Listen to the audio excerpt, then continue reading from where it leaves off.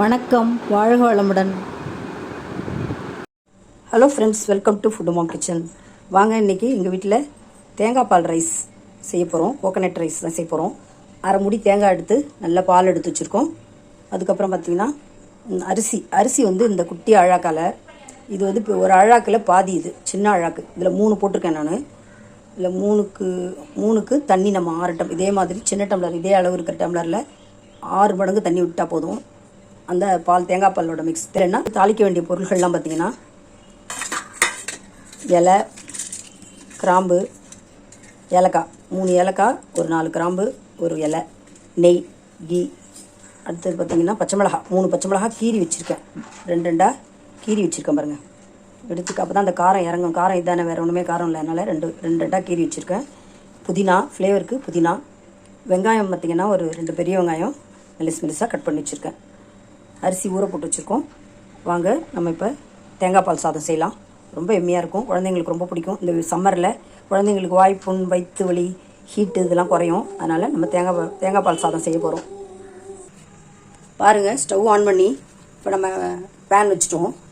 நெய், தேவையான அளவுக்கு நெய் ஊற்றிக்கலாம். ஒரு 2 ஸ்பூன் அளவுக்கு நெய் ஊற்றிக்கிறேன்.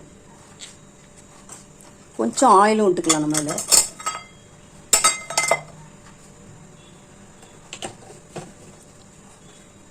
இது தேங்காய் பால்லையே தேங்காய் எண்ணெய் நிறையா வரும் பால்லையே, அதனால் ரொம்ப தேவையில்லை. ஒரு ஸ்பூன் அளவுக்கு ஆயில் விட்டுட்டோம்.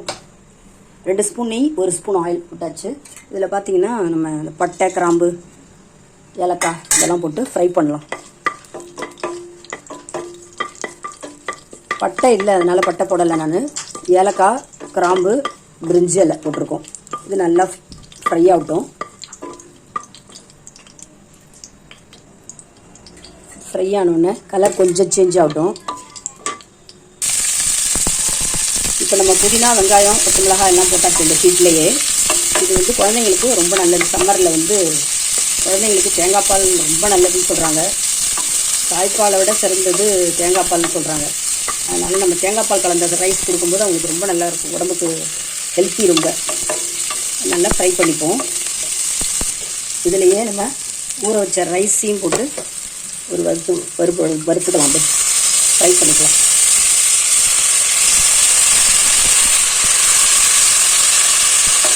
எல்லா ரைஸையும் போட்டு இந்த ஆயில்லையும் கீலையும் நல்லா ஃப்ரை பண்ணிக்கலாம். பாருங்கள், நம்ம அதில் நல்லா வறுத்துக்கலாம். அப்படியே அந்த நெய்லையும் ஆயில்லையும் அரிசியை கொஞ்சம் வறுத்துக்கிட்டோம்னா நல்லா டேஸ்ட் இருக்கும். உதிரியாகவும் வரும்னு சொல்லுவாங்க. அதனால் கொஞ்சம் லைட்டாக வறுத்துக்கலாம்.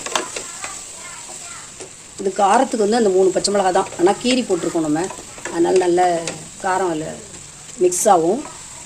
நல்லா வறுபடட்டும் கொஞ்சம் நேரம்.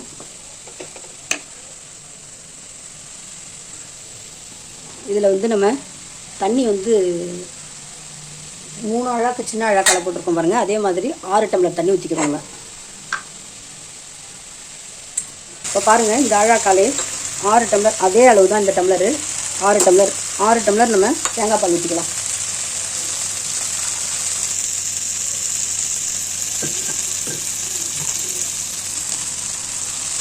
ஒரு டம்ளர் ஊற்றிட்டோம். 2 tumbler, 3 tumbler, 4.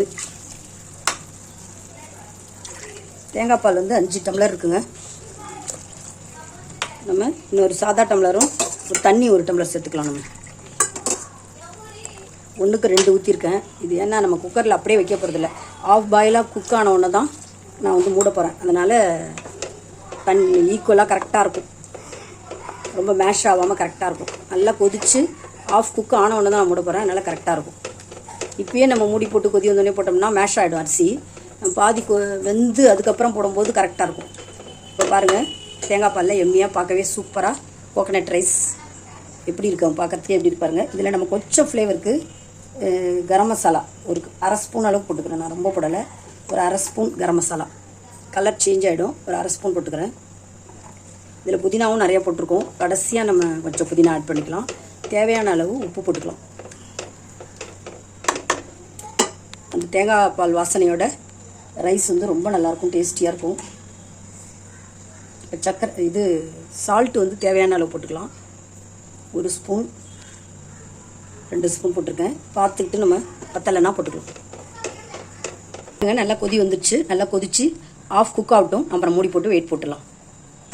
பாருங்கள், நல்லா ஆஃப் குக் ஆகிடுச்சு. இப்போ நம்ம மூடி வெயிட் போட்டுருவோம். இது தம்மில் எப்படி புழுங்கி வந்து போயிடும். சூப்பராக எம்மியாக வந்து போயிடும். அதில் புதினா போட்டிருக்கோம். வெந்தோடனே பார்க்கலாம். ஸ்லோ ஃபயரில் வச்சு தம்மில் வச்சுக்கலாம். வெயிட் போட்டு வச்சுக்கலாம். வெயிட் போட்டோம். இது வந்து 2 விசில் விட்டு இறக்கிட்டா கரெக்டாக இருக்குங்க. வெந்தோடனே பார்க்கலாம்.